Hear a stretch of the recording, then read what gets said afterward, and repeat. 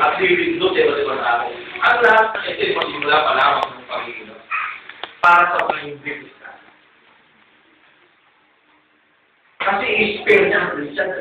Ano yung nalawa? Hallelujah. If we're a Christian, i-spare tayo ng Diyos. Sasagipin niya tayo dyan. Thank you, Lord. Ingatan tayo para niya. Ako na sabi niya rito, sa panahon ngayon, napupunta kayo. Maraming tatalip ang inyong pangalaman ko sa isa. Ipagkakagawa ang sa isa at kanyang kapwa. So, ingatan na rin natin ito. Kaya rin, aking ating relasyon, every Monday, nandito tayo, pero secret meeting, huwag tayong bibitin, tayo may ibalay. Kaya kami nga, aming tayo doon, walang iwanan.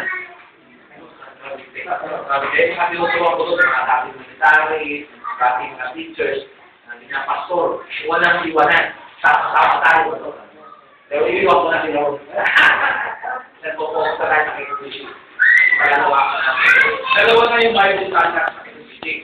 Isa dyan sa tibong. Para pa ng Shadow 7. May isang kumpanya dyan.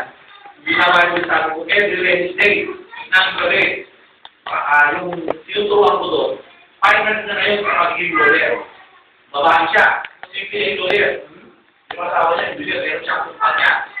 Natin ang bumog. Supply, roofing. O, yung roofing. Kaya pinag-sign na doon.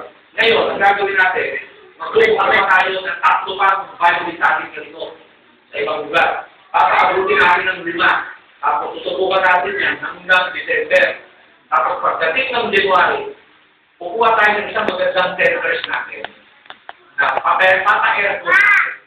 Bibili tayo ng mga instrumento. Okay?